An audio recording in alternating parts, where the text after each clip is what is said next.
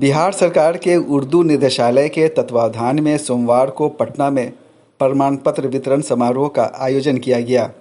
प्रमाण पत्र उन लोगों के बीच वितरित किया गया जिन्होंने 60 दिनों का निःशुल्क कोर्स करके उर्दू सीखी है। उर्दू सीखने वालों में शेखपुरा के एसपी कार्तिकेय के शर्मा भी हैं। biharloksamvad.net से बातचीत करते हुए उन्होंने अपना तजुर्बा बयान किया। उर्दू सीखने का मुझे बहुत समय से दिलचस्पी थी और जब ये ऑनलाइन क्लास के माध्यम से हुआ तो एक मौका था कि मैं उर्दू सीख सकूं, क्योंकि जो समय क्लास होता था वो उसमें व्यस्तता का समय है, पब्लिक से रूबरू होने का समय रहता था। तो मैं जो क्लासेस होती थी उसको रिकॉर्ड कर लेता था और रिकॉर्ड करके उसको शाम में देखता था, उसको पढ़ता था और जो उनके होमवर्क दिए जाते थे उसको प्रैक्टिस करता था और साथ ही अखबार पढ़ना शुरू किया। इसी कारण से मुझे मदद मिली और आज मैं उर्दू सीख पाया हूँ। क्या संदेश देना चाहेंगे? मैं यही कहूँगा कि उर्दू प्रेम की भाषा है, उर्दू हिंदी की भाषा है और हिंदी उर्दू की भाषा है। दोनों को सीखें, दोनों से दोनों का विकास है। हिंदी से उर्दू का विकास है, उर्दू से हिंदी का विकास है। क्या कोई कठिनाई भी आई आपको इस दौरान?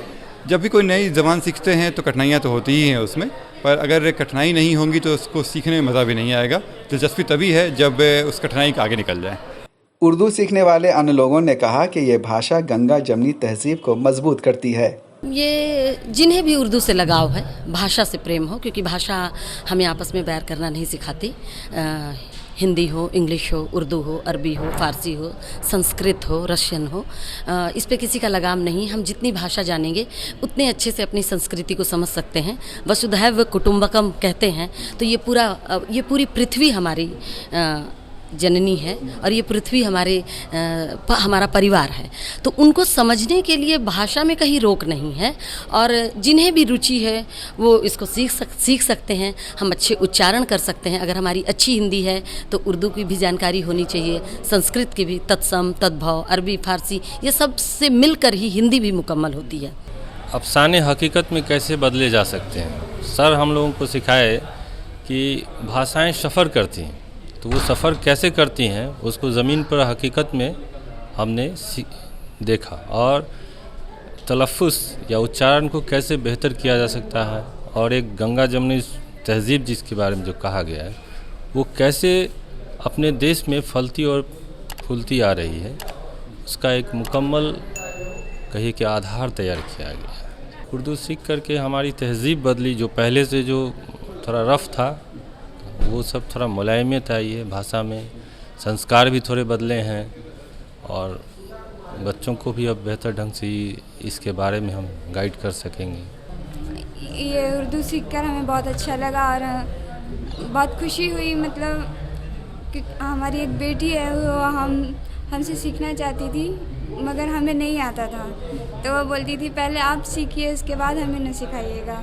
उर्दू निदेशालय के पूर्व निदेशक अब्दुल रहमान ने कहा कि उर्दू सीखने से तलफ़्फ़ुज़ की अदायगी आसान हो जाती है। उर्दू के तलफ़्फ़ुज़ सीखने के लिए बहुत ज़रूरी है। हम लोगों के पास एक डिक्शनरी है, बुल्के की डिक्शनरी। बुल्के का नाम सुने होंगे आप लोग। वो बहुत बड़े संस्कृत के स्कॉलर हैं और उन्होंने एक डिक्शनरी तैयार की, बुल्के की अभी भी मिलती है। उससे हमने प्रोनाउंसिएशन सीखा। साहित्यकार कासिम खुर्शीद ने कहा कि उर्दू की नई बस्ती आज सर्टिफिकेट हासिल करने वाले इन्हीं लोगों से आबाद होगी।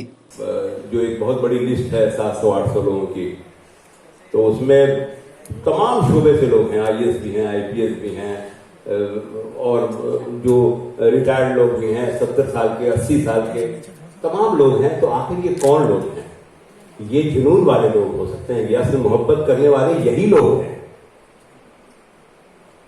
और ये जो एक काम है, इसीलिए मैं कहता हूं कि उर्दू निदेशालय को या उर्दू डायरेक्टरेट को इस काम को, मैं हमेशा कहता हूं, इस काम को जितना भी इस पर जो भी आप कर सकते हैं पूरे स्टेट में, उसे करना चाहिए।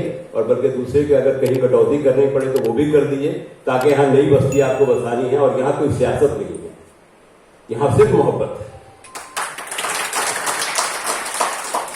तो सियासत से दूर अगर रहना है, उर्दू की सियासत से, और ये मोहब्बत में आना है, तो इन लोगों को, ये सारे लोग जो उर्दू की आबियारी कर रहे हैं, इनके साथ हमें चलना होगा, इनके साथ आगे बढ़ना होगा।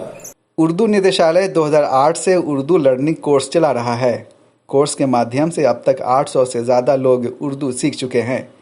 कोरोना काल के दौरान ऑनलाइन माध्यम से उर्दू सिखाई जा रही है। ज़्यादा से ज़्यादा भाषा प्रेमियों को इस योजना का लाभ उठाना चाहिए। सैयद जावेद हसन की रिपोर्ट, biharloksamvad.net, पटना। हम अपने घर में लगाएंगे बाग उर्दू का, बाग पेड़ को कहते हैं गार्डन में, हम अपने घर में लगाएंगे बाग उर्दू का, हवा बुझाएगी कैसे चिराग उर्दू का।